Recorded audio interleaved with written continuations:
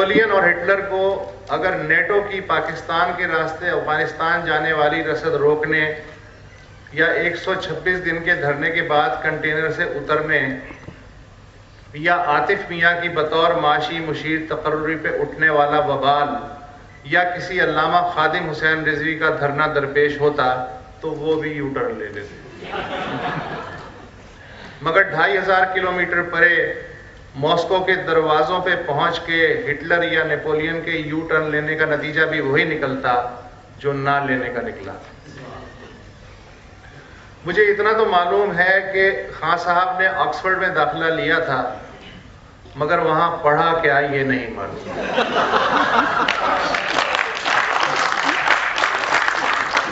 چنانچہ میں یہ کہنے کا رسک بھی نہیں لے سکتا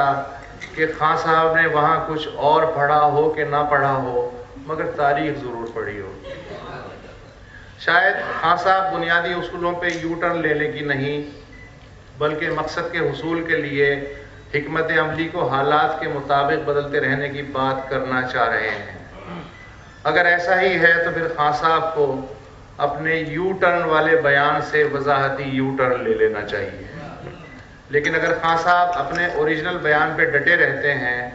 تب بھی کوئی حرج نہیں۔ جیسے شروع میں خان صاحب سمجھتے تھے کہ وہ روایتی سیاسی الیکٹیبلز کے بغیر بھی اقتدار میں آ سکتے ہیں، لیکن 22 برس بعد ان پہ کھلا کہ یہ سیاست ہے، کرکٹ نہیں کہ نئے لڑکے چل جائیں گے۔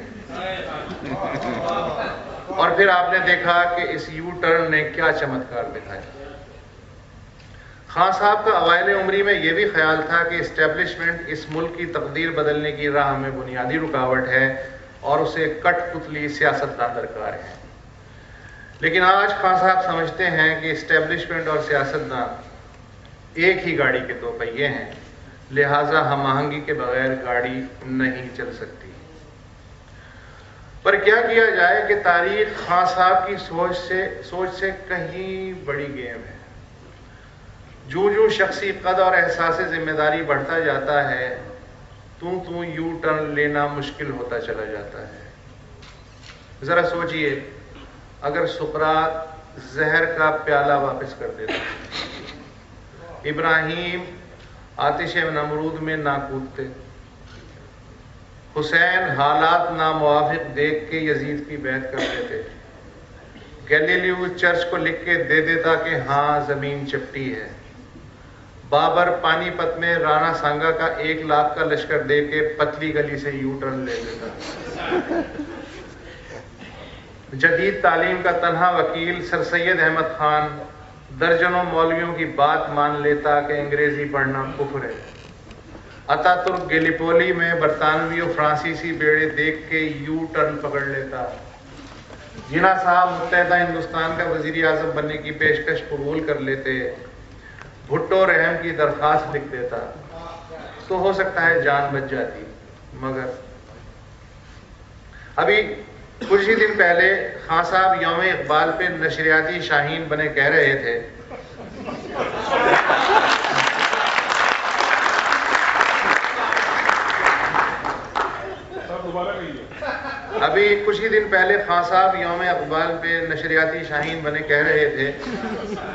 کہ اقبال کا پیغام یہی ہے کہ عقل کی غلامی سے نکل،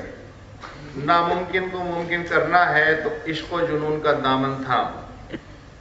مگر وہ کون سا عشق اور جنون ہے جو یو ٹرن بھی سکھاتا ہے؟ عقل یار ہے یو ٹرن بھی لے لیتی ہے،